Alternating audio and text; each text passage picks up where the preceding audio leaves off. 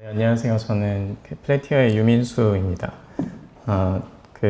저는 사실은 사업본부의 본부장을 맡고 있기는 하지만 그동안 계속 제품 개발을 해왔고 실제로 플래티어에서도 그동안 그루비라던가 이제 오늘 또 소개를 드리게 될 젠서 같은 솔루션을 내부에서 계속 개발을 하는 그런 역할을 또 많이 담당을 하고 있습니다. 오늘 제가 함께 얘기하고 싶은 주제는 에이전틱 커머스 시대의 자사몰의 유입과 CX는 어떻게 바뀌는가인데요. 앞에 얘기들과 좀 겹치는 부분도 있지만 또 다행히 시각도 좀 다르게 제안이 될 수 있을 것 같아서 좀 더 실무적으로 우리 자사몰에서 어떤 일을 해야 하는가에 대한 얘기를 좀 짧게 드리도록 하겠습니다. 시작하기 전에 사례로 하나 시작을 하도록 하겠습니다. 사실 앞에 발표에서 이 사례를 얘기하면 어쩌나 하고 되게 이제 전전긍긍하고 있었는데요. 다행히 얘기를 안 하셨더라고요. 그래서 말씀을 드리면 지난 4월 엔스로픽이 사내 임직원들을 대상으로 AI 에이전트 간의 상거래 기능을 확인하는 흥미로운 파일럿 실험을 하나를 했었습니다. 그 이름은 프로젝트 딜이라는 거고요. 홈페이지가 굉장히 잘 되어 있어요. 그래서 엔스로픽 프로젝트 딜 이렇게 해서 검색해서 들어가 보시면 되게 흥미로운 내용을 많이 확인하실 수 있습니다. 일종의 당근 마켓을 내부의 에이전트로 구현을 해본 거고요. 그 사람이 직접 할 수 없고 사람은 일절 개입할 수 없고 오로지 그 69명의 직원을 대리하는 에이전트가 각각의 에이전트들이 이제 어떻게 팔면 된다라는 지침만을 가지고 실제 이제 거래를 하는 플랫폼입니다. 그 사람들이 직접 하는 게 아니라 에이전트가 이제 직접 자전거 거래를 하는 사례를 하나 넣어놨었어요. 그래서 그 에이전트마다 $100의 예산이 주어지는데요. 그 실제로 사람들이 제출한 물건을 파고 사는 실험이었고요. 근데 어떤 사람의 에이전트가 이제 나는 자전거가 필요해 라고 이제 슬랙에 메시지를 남겼습니다. 그랬더니 셀린이라는 사람의 에이전트가 내가 좀 수리를 해야 되지만 자전거 괜찮은 게 있어. 이거 사는 게 어때? 하고 로안의 에이전트에게 제안을 먼저 합니다.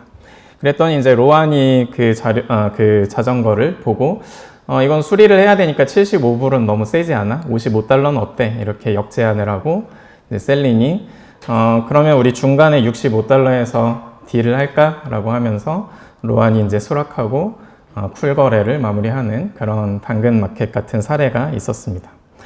네, 여기에서 이제 시사점이 두 가지가 있었는데요. 이게 자율적인 이제 에이전트 간의 거래 가능성을 한번 보여줬다라는 그런 재밌는 사례가 될 것 같습니다.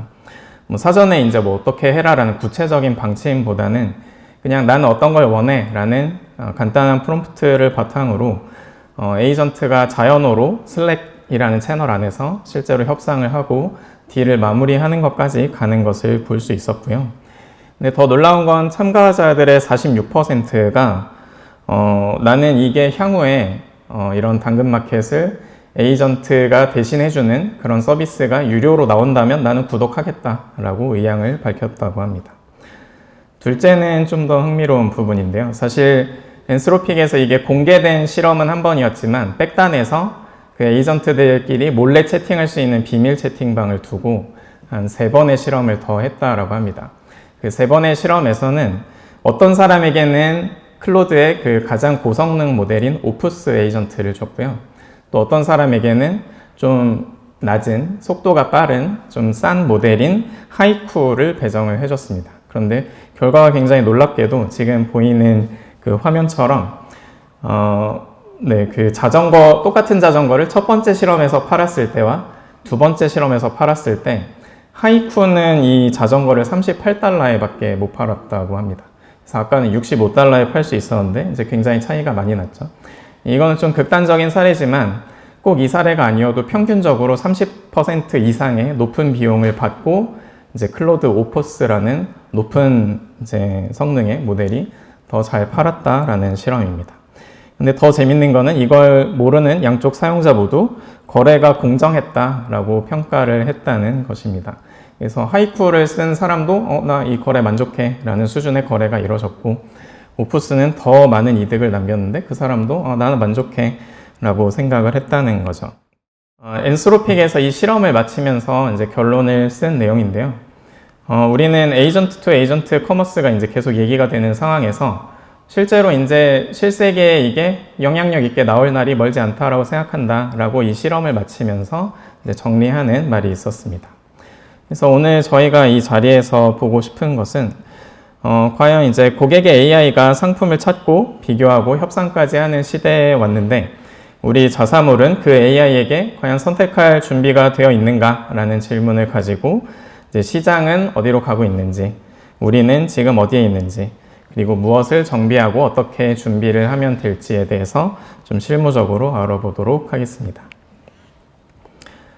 네, 좀 파트 A가 사실 좀 숫자나 자료가 많은데요. 좀 빠르게 진행을 해보도록 하겠습니다. 첫 번째 파트는 이제 변화는 어디로 가고 있는가입니다. 시장은 어디로 가고 있고 또 사용자는 어떻게 움직이고 있고 전망은 어떻게 되는가를 빠르게 살펴보겠습니다. 글로벌 커머스 컨퍼런스가 좀 세계적으로 큰 게 두 개가 있습니다. 이미 많이 아실 수도 있을 것 같은데요. NRF라는 이제 전미협회에서 하는 일종의 리테일계 CES 같은 4만 명 이상이 모이는 그런 행사가 있고요. 그리고 또 샵톡이라고 해서 규모는 10,000명 정도가 참석을 하지만 3분의 1 정도가 이제 C레벨 분들이 참석을 하는 좀 더 열려있고 의사결정이 빠른 그런 행사가 있습니다. 이 두 행사의 작년 토픽들과 올해 토픽들을 바탕으로 어떻게 이제 이 리테일, 우리와 같은 그런 샵을 운영하시는, 커머스를 운영하시는 분들은 어떤 주제에 관심을 가졌는가를 보려고 하는데요. 1년 사이에 보면은 이 두 행사 사이에 많은 차이가 있음을 볼 수 있습니다. 둘 다 AI를 다루는 것은 동일한데 사실 이 AI를 다루는 온도가 많이 달라졌어요. 작년에는 좀 AI를 많이 얘기를 하긴 했고 뭐 3분의 1 이상의 세션에서 AI를 언급하는 등 그랬지만 이제 주인공은 여전히 고객이었습니다. AI가 아니라 주인공 고객이었고 과연 AI를 쓸 수 있을까? 이거 어디까지 써야 될까? 약간 이런 탐색을 하는 곳에 좀 더 가까웠습니다. 근데 2026년에는 아까 말씀드린 그 NRF라는 엄청 큰 행사에서 구글의 우리 순다 피차이님, 너무 유명한 그 피차이님께서 사상 처음으로 발표를 하셨다고 해요. 그러면서 이제 UCP를 거기에서 얘기를 하셨고, 또 NRF의 사상 처음으로 2026년에 이제 몇 개월 안 됐는데요. AI 스테이지를 별도로 만들어서 운영을 했다라고 합니다. 이 샵톡에서는 좀 더 이제 직설적으로 우리는 AI를 써서 이렇게 매출이 나왔다. 우리는 언제부터 이런 걸 써서 오픈해서 운영하고 있다. 뭐 우리는 구글과 UCP와 이제 협업해서 도입하기로 했다. 같은 그런 실질적인 소식이 막 나오기 시작했습니다. 그래서 작년까지 AI를 어디까지 가져올 것인가가 주된 관심사였다면 올해는 이미 우리는 AI를 운영을 하고 있고 이거를 어떻게 써야 하는가가 무게중심이 많이 옮겨져 오는 한 해였다고 할 수 있습니다. 그 구글의 순다 피차이님께서 2026년 NRF에서 말한 그 내용이 밑에 코트로 있는데요. 한국어로 하자면 이제 키워드에서 자연어 대화로 이건 점진적 개선이 아니라 근본적 전환이다 라는 표현을 하셨는데 사실 이거는 되게 놀라운 발언이라고 할 수 있어요. 왜냐하면 구글이 그동안 키워드 강자였잖아요. 그러니까 본인들의 이제 변화 자체를 굉장히 적극적으로 내세우고 있다라는 것을 볼 수 있습니다. 여기서 대화라는 거는 그냥 말 그대로 문장형이라는 게 아니라 저런 GPT나 제미나이나 이런 것으로 대두되는 그런 대화형 에이전트 이쪽으로 무게가 넘어가고 있다라는 표현으로 이해를 해야 될 것 같습니다. 최근에 UCP 얘기가 정말 많이 나왔죠. 그리고 NRF 2026년에서도 단연 화두였습니다. 근데 UCP에 대해서 그런 기술적으로 좀 이해를 하고 얘기를 진행을 하는 게 어떨까 싶어서 한번 준비를 해봤는데요. UCP는 이제 유니버설 커머스 프로토콜이라고 해서 어떤 프로토콜 통신 규약 같은 것입니다. 그래서 한 줄로 얘기를 하자면 AI 에이전트가 자사몰의 기능을 이제 표준화된 방식으로 호출하는 공개 표준 같은 건데요. 좀 외계어 같죠? 근데 이걸 좀 쉽게 풀어보면은 지금까지 쇼핑몰은 사람이 보는 페이지였는데 앞으로는 이제 AI 에이전트가 호출하는 기능 단위로 쇼핑몰이 재구성될 것이다 라는 얘기입니다. 이 왼쪽에 5가지 그 그림이 있는데요. 이거 하나하나가 이제 UCP의 개념이라고 보시면 돼요. 그래서 프로파일이라고 돼 있는 거는 일종의 내가 뭘 팔고 난 뭘 할 수 있어. 나는 어떤 기능을 제공할 수 있어. 라는 자기소개서 같은 거고요. 그 다음에 서비스라는 거는 나는 쇼핑이야, 아니면 나는 쇼핑이 아니라 좀 일반적인 뭔가 플랫폼이야 라는 거를 선언하는 부분. 그리고 capability가 이제 핵심인데요. capability는 나는 이런 것들을 할 수 있어 라는 부분입니다. 그래서 예시로 나와 있는 게 나는 카탈로그 서치도 해줄 수 있고 카탈로그 룩업이라고 해가지고 하나의 상품을 좀 자세히 보는 그런 것도 할 수 있고 뭐 결제도 할 수 있고 주문서 완료도 할 수 있고 그리고 개인 정보는 아니죠. 그 로그인 세션 간의 연동도 할 수 있어. 그게 이제 아이덴티티 링킹입니다. 이런 것들을 할 수 있어 라고 이제 정의하는 부분이 capability이고요. capability는 이제 모든 커머스에 거의 공통으로 있는 것들을 다 포함을 하고 있습니다. 익스텐션은 조금 더 나아가서 capability에서 처리할 만큼 다 공통적이진 않지만 좀 더 개별적으로 커스텀해서 제공할 수 있는 것들이 포함이 되고요.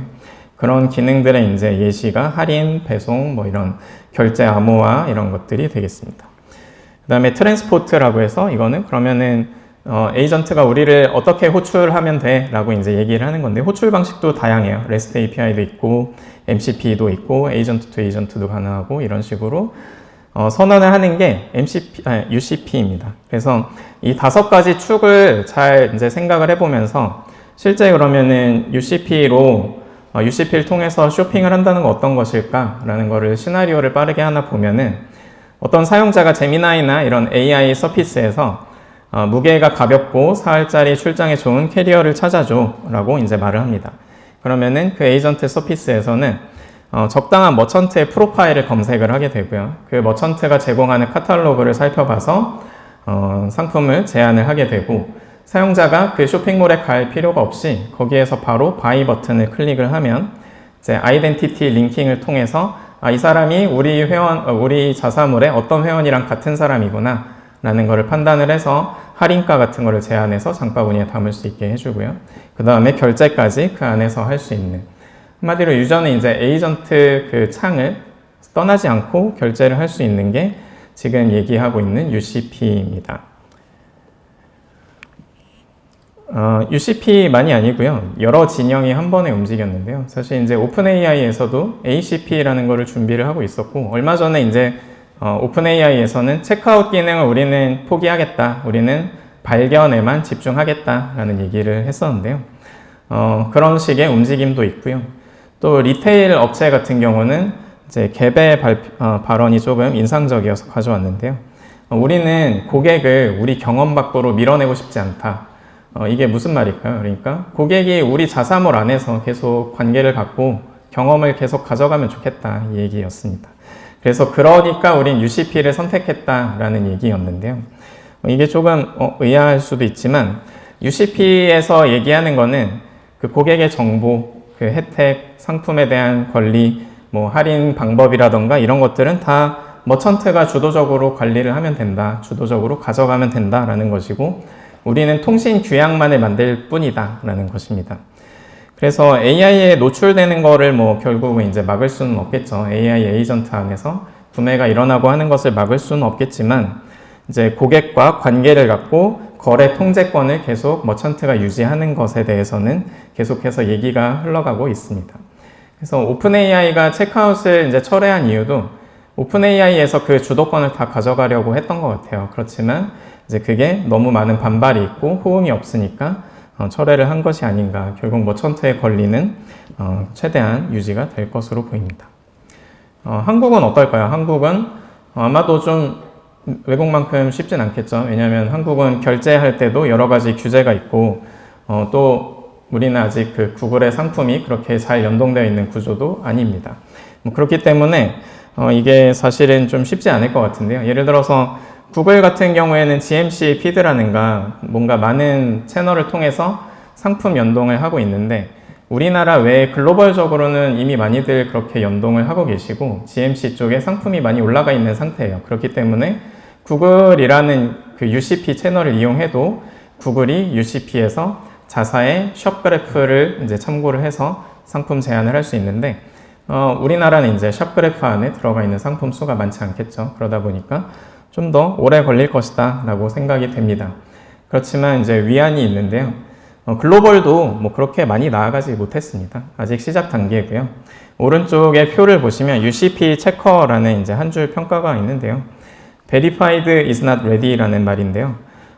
UCP에 다 검증됐고 체크 완료는 됐다고 해서 팔 수 있는 상태는 아니다라는 거고, 실제 조사를 해봤을 때 잘 돌아가는 곳은 단 9곳, 0.2%에 불과했고, 결제 모듈이 붙어 있는 곳은 아직까지 0곳이었다고 합니다. 한마디로 이게 뭐 물론 한 달 전 자료이긴 하지만 글로벌도 이제 막 시작하고 있다. 그러니까 저희가 너무 뒤처지진 않았다라고 생각해도 될 것 같습니다. 시장 얘기는 여기까지 하고 이제 사용자 측면으로 넘어가려고 하는데요. 사실 뒤에도 할 얘기가 많은데 이제 앞에서 좀 얘기가 많다 보니까 좀 빨리빨리 A 파트는 넘어가도록 하겠습니다. 사용자 측면에서 제일 하고 싶은 얘기는 이거였는데요. 저희가 이제 흔히 생각할 때 뭐 예전에 네이버에서 들어오던 게 어느 순간부터 인스타, 유튜브에서 들어오고, 그리고 어느 순간부터는 뭐 GPT에서 들어온다는 그런 얘기 아니야? 약간 이렇게 피상적으로 생각을 할 수도 있을 것 같아요. 하지만 진정한 변화의 의미는 그게 아니라 거기보다 좀 더 기저에 놓여있는, 이제는 사람이 검색을 위임하고 있다라는 겁니다. 그래서 이게 무슨 말이냐면, 기존에는 어쨌든 뭔가 나에게 주어지는 정보를 보고 내가 판단을 하고 그런 것들은 여전히 사람의 몫이었는데요. 앞으로는 내 인텐트만 얘기를 하면, 나 이걸 사고 싶은데 이런 게 필요한데 라고 하면은 그 다음부터는 AI가 검색도 하고 비교도 하고 결정도 하고 이런 시기가 온다는 거죠. 그래서 단순히 뭐 새로운 인스타그램이 GPT네 약간 이렇게 생각할 게 아니라 정말 근본이 바뀌는구나 라고 생각을 해봐야 될 것 같습니다. 그래서 이 부분은 이제 사실 앞에서 어센트 코리아에서도 너무 잘 얘기해 주셔가지고 그냥 빨리 넘어가면, 정말 이제 사용자들이 GPT나 제미나이 같은 걸 사용을 해서 실제로 쇼핑을 한다. 구글 AI 오버뷰 같은 것들을 쇼핑에 사용을 한다라는 것이고요. 이 자료는 이제 오픈 서베이에서 얼마 전에 굉장히 좋은 자료를 내주셔서 그것을 좀 인용해서 가져왔는데요. 한국도 마찬가지라는 거죠. 그래서 GPT를 사용해서 검색을 하는 사람은 굉장히 많아졌고, 제미나이도 9.5%에서 28.9%까지 갑자기 엄청나게 많아졌습니다. 반대로 전통적인 검색 채널이었던 네이버, 유튜브, 구글, 인스타, 카카오 이런 채널들은 전부 다 9개월 사이에 이용률이 일제히 다 하락을 했습니다. 그리고 주로 사용하는 검색 채널에서도 GPT나 또 의외로 구글이 굉장히 많이 올라오는 그런 상태입니다. 그리고 또 쇼핑에서도 나는 AI로 쇼핑을 한다라고 응답한 사람이 10명 중 6명이나 되고요.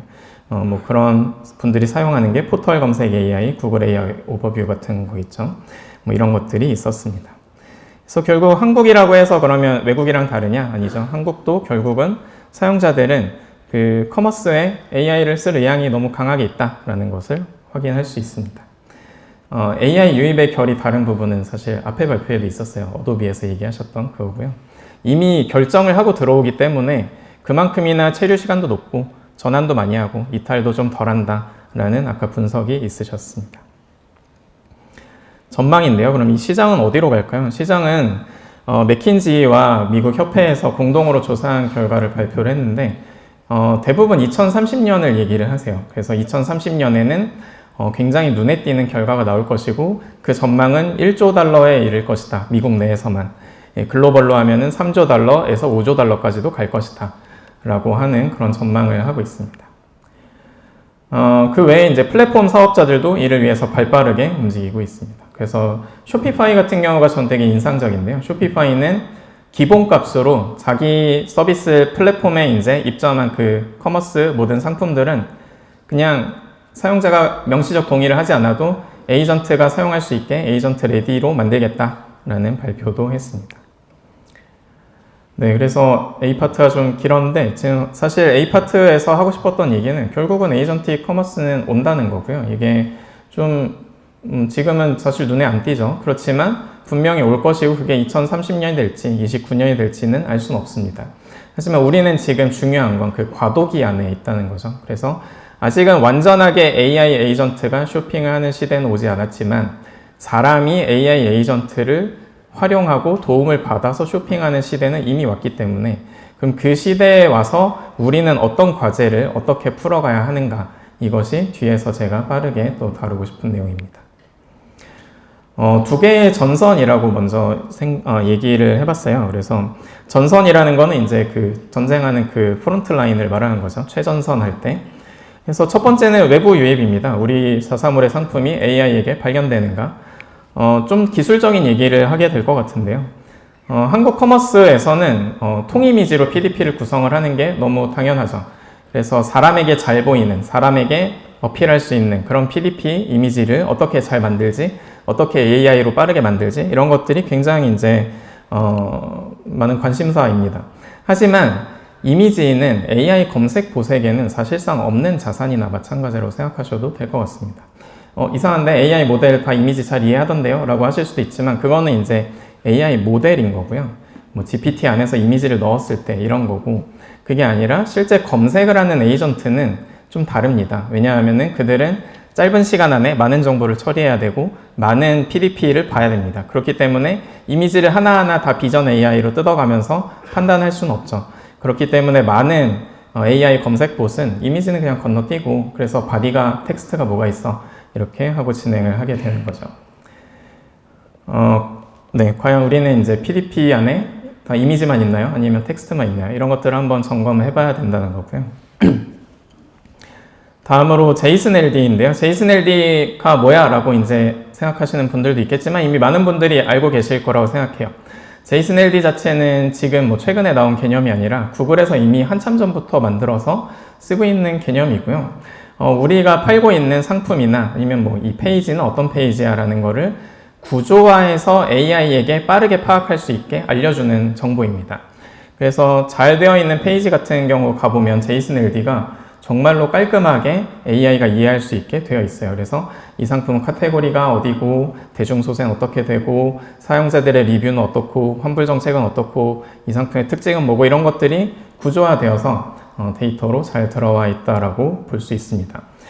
이런 JSON-LD 같은 것들이 물론 만능은 아니고 이게 이제 다른 신호들이랑 다 결합이 되어야 하지만, 한 가지 확실한 거는 이 데이터가 정비가 되어야 뭔가 기본처럼 시작할 수 있다라는 그런 것입니다. 네, 외부 신뢰 신호도 너무 중요하죠. 근데 AI에선 안 중요할까요? AI에서도 중요합니다. 상품을 발견하려면 서로 간의 링크가 잘 되어 있어야 되고, 우리가 운영하는 쇼핑몰 뿐만 아니라 우리가 운영하는 다른 채널들이 있다면 거기에서도 서로 백링크를 많이 해줘야 됩니다. 네, 다음에는 CSR이랑 SSR이라는 좀 기술적인 용어를 얘기할 건데요. SPA 몰이라는 것들을 많이 들어보셨을 수도 있을 것 같아요. 이게 어떤 개념이냐면 예를 들어 이 화면을 쇼핑몰이 뿌려줄 때 바로 이 모든 화면이 나오는 거를 SSR이라고 하고요. 처음에는 껍데기만 있고 안에 내용물 같은 것들은 자바스크립트를 통해서 채우는 것을 CSR, 클라이언트에서 처리한다 라고 해서 CSR이라고 합니다. 여기서 중요한 게 이제 자바스크립트인데요. 구글은 자바스크립트를 실행하는 것으로 알려져 있습니다. 실제 그렇게 발표도 되어 있고, 그래서 구글 검색 같은 경우는 우리 PDP에 자바스크립트를 통해서 불러오는 데이터가 많아도 구글이 인덱싱을 잘 해 있을 가능성이 높습니다. 하지만 이제 최근에 저희가 신경 써야 하는 새로운 전선, 챗GPT, 클로드, 퍼플렉시티 이런 검색 엔진은 아까도 얘기했지만 시간이 없어요. 그렇기 때문에 바로바로 찾아서 답을 내야 되는데 자바스크립트를 다 실행하고 이런 시간과 자원이 없는 거죠. 그렇기 때문에 이렇게 실행을 안 한다라고 못을 받기는 좀 어려울 수 있어요. 이게 계속 바뀌어가고 있기 때문에. 하지만 현재 확인을 해봤을 때는 실행을 하지 않는 것으로 이제 시장에 알려져 있고, 그렇기 때문에 우리 사이트가 만약에 CSR로 되어 있다, 뭔가 처음에 로딩될 때는 빈 껍데기만 있는데 자바스크립트가 리뷰도 가져오고 상품 정보도 가져오고 이런다라고 하면은 그 페이지는 AI 입장에서는 거의 빈 페이지나 다름없을 그럴 가능성이 높습니다. 네, 시간이 정말 빨리 가는데요. 그 뒤에 빨리 얘기를 하자면 robots.txt도 많이들 알고 계시죠? 그 allow하고 disallow 해서 누구는 접근할 수 있고 하는 건데, 근데 이것도 재밌는 게 나는 분명히 allow를 해놨는데 와프나 아니면 대기열 관리 솔루션 같은 것들 있잖아요. 트래픽을 좀 안정적으로 할 수 있게. 그런 대기열 관리 솔루션이 만약에 자바스크립트로 뭔가를 통제하고 있다라고 한다면 AI 봇은 딱 거기까지만 갑니다. 그래서 더 이상 갈 수 없는 거죠.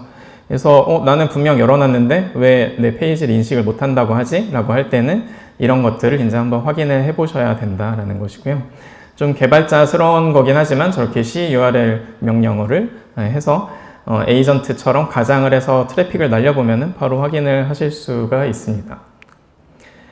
또 네이버 자산 굉장히 중요하죠. 한국에서 네이버 자산의 중요성은 뭐 두 번 말할 필요가 없을 정도인데요. 근데 네이버 자산 같은 경우는 두 가지로 작동을 합니다. 예를 들어 저희가 뭐 블로그에 엄청난 체험단 콘텐츠나 이런 것들을 많이 운영을 하고 있다라고 하면은 구글에서는 이게 인용이 돼요. 그래서 구글 AI 오버뷰에서도 블로그까지 인용이 가능한데요. 근데 블로그의 robot.txt를 확인을 해보면 AI 봇들은 실제로 다 막혀 있어요. 그래서 제미나이나 GPT나 이런 곳에서 검색을 해보면은 해당 블로그 콘텐츠를 인식을 하지 못합니다. 그래서 이거는 이제 저도 여러 번 확인을 해봤는데 직접 블로그 링크 하나를 주면서 이 내용이 뭔지 확인해봐 라고 하면은 AI가 가끔은 이제 헐루시네이션처럼 다른 통로를 통해서 확인한 결과를 주기도 하는데 좀 더 추궁해보면 나는 사실 접근을 못해. 블로그 안에 내용이 뭐가 있는지 몰라 라는 답을 하는 걸 알 수 있습니다. 이건 무엇을 의미할까요? 네이버 자산이 중요하지 않다는 의미는 절대 아닙니다. 네이버는 당연히 중요하고요. 우리나라에서 네이버 검색의 중요성은 정말 계속 유지가 되고 있습니다. 하지만 아까 보신 것처럼 GPT나 제미나이도 계속 올라오고 있고 구글도 계속 올라오고 있잖아요. 그렇기 때문에 그럼 우리는 앞으로는 네이버 자산에만 충실할 것이 아니라 AI들이 일반적으로 이해할 수 있는 그런 자산들에도 충실하게 준비를 해야 된다라는 것이죠. 그러니까 둘 다 운영을 해야 된다는 포인트입니다. 한 장의 진단표인데요. 우리 자사물은 어떤지 한번 체크를 해보시면 좋을 것 같습니다. 사실 앞에서 얘기했던 것들을 요약한 거라서 시간이 없어서 빨리 넘어가겠습니다. 네, 두 번째 전선은 고객 검색 경험이에요. 제가 A파트에 시간을 진짜 너무 많이 썼는데 빨리 말씀을 드리자면은 간단히 얘기하자면 어떤 사람이 제미나이에서 너무 자유롭게 대화를 해서 상품을 찾았어요. 그래서 자사몰에 들어왔어요. 근데 자사몰에 들어온 순간 다시 전통적인 커머스 경험으로 회귀를 하는 겁니다. 그래서 나는 다시 내 인텐트를 키워드 단위로 다시 분해를 해야 되고 정확한 상품명이나 이런 걸로 다시 검색을 해야 되는 거죠. 그래서 이 경험의 격차가 엄청나다는 거고요. 이 경험의 격차를 해소하는 것이 두 번째 전선이라고 생각을 합니다. 그래서 이거는 뭐 그냥 가설이 아니라 어떤 조사에 따르면 56% 정도가 우리 사이트는 검색에 대한 니즈를 제대로 대응하지 못하고 있다라고 이제 미국에서 조사가 있었고요. 또 그 외에 라쿠텐 같은 경우는 저희가 일본에서도 이 사업을 하고 있기 때문에 일본 쪽에도 좀 민감하게 보고 있는데 라쿠텐에서 검색 AI 에이전트가 최근에 런칭이 됐어요. 그런데 꽤 만족도가 높고 검색 성능이 좋습니다. 그 외에도 구글에서도 AI 오버뷰로 AI 답변을 하고 있고 네이버 AI 브리핑이라던가 대화형 AI 검색 탭이라던가 이런 시도들이 여기저기 계속 있습니다. 심지어 우리가 쓰는 노션이나 클라우드 그 컨플루언스 같은 데에도 이런 에이전트들이 너무 당연하게 있죠. 그래서 이런 것들이 우리는 이미 너무 당연하지만 정작 우리가 운영하는 자사물 안에서는 그런 경험을 제공해주지 못하고 있다는 것입니다. 그래서 이 부분도 얘기는 하고 싶지만 제가 시간이 없어서 그냥 빠르게 넘어가면 실제 저희가 POC를 하고 있는 도메인들을 고객분들의 도메인들이 다양한 니즈로 이런 자연어 대화형 검색을 희망하고 있다라는 장표였습니다. 이 부분도 강조를 하고 싶은데요. 기존의 전통적인 키워드 검색을 한다라고 하면은 결국에는 우리에게 남는 거는 키워드 하나 이런 거밖에 없어요. 예를 들어 소파, 원피스, 영양제 이런 데이터만 남게 되는 거죠. 물론 다른 행동 데이터와 결합을 할 수 있다고 하지만 상상해 보시면 소파 대신에 24평 거실에 답답해 보이지 않는 소파 이런 키워드 검색이 이런 검색어가 우리 시스템에 남는다라고 생각해 보시면 이것이 쌓이기 시작하면은 엄청난 데이터 분석 격차를 낳을 수밖에 없습니다. 앞에서 말씀하신 인텐트를 이제 우리 자사몰 안에서도 쌓을 수 있는 게 대화형 검색인 거죠. 네. 그래서 좀 빨리빨리 넘어가면 결국 중요한 건 상품 데이터라는 거고요. 그럼 통이미지에 갇힌 데이터를 어떻게 할 것인가? 이거는 또 텍스트로 다시 변환을 해야 되는 작업이 필요할 수도 있고요. 그걸 다시 구조화해서 AI가 이해할 수 있게 AI 레디로 만들어야 하고 또 AI가 검색할 수 있게 인베딩화 하기도 해야 합니다. 그래서 쇼피파이에서도 얼마 전에 발표한 내용인데요. 같은 내용이에요, 사실. AI에게 가장 중요한 건 결국 데이터가 잘 구조화되어 있는가다라는 취지의 발언입니다. 진차 격차는 인식과 준비 사이에 있는데요. 그 미국에서 조사를 해봤을 때 너무 잘 알아요. 99%가 안다고 답변을 했어요. 이런 게 온다. 하지만 준비가 되어 있느냐라고 물어봤을 때는 오직 5곳 중에 한 곳만 우리 상품이 잘 정비가 되어 있다라고 답을 했다고 합니다. 그래서 경험이나 신뢰나 데이터는 이거는 그냥 빠르게 갑자기 돈만 투자하면 되겠지 이게 아니라 시간으로밖에 쌓일 수가 없어요. 그 트라이얼 앤 에러와 다양한 경험과 노하우를 쌓을 수밖에 없고요. 이걸 이제 플래티어와 이제 함께 할 수 있다라는 것입니다. 저희 제품 라인업인데요. 그 하나하나 설명드리기엔 사실 시간은 부족할 것 같고 저희가 이제 현재 B2C로 얘기하고 있는 그 젤라또라는 사이트입니다. 이거는 B2C에게 이제 서비스를 할 수 있기 위해 막 한 검색당 100원씩 들고 막 이러면 안 되잖아요. 왜냐면 수만 명이 하루에 검색을 하는데 그렇기 때문에 최대한 AI를 효율적으로 쓰면서 에이전틱 검색을 구현해보는 저희의 쇼케이스 플랫폼이라고 할 수 있습니다. 그리고 이 근저에는 데이터 파운드리라고 하는 저희가 굉장히 빠르게 데이터를 구조화하고 증강하고 보강하는 그런 파이프라인이 있다는 것을 말씀을 드리고 싶습니다. 저희가 부스를 운영하고 있어서요. 부스에 가시면은 저희 제품에 대해서는 더 잘 이해를 하실 수가 있고요. 그래서 보시면은 첫 번째 전선인 외부 유입은 젠서 GEO로, 오른쪽인 자사몰 내의 검색 경험, 고객 경험은 젠서 디스커버리로, 그리고 상품의 정비는 그 근저에 놓여 있는 데이터 파운드리로 할 수 있다라는 얘기를 하면서 발표를 마치도록 하겠습니다. 네, 경청해 주셔서 감사합니다.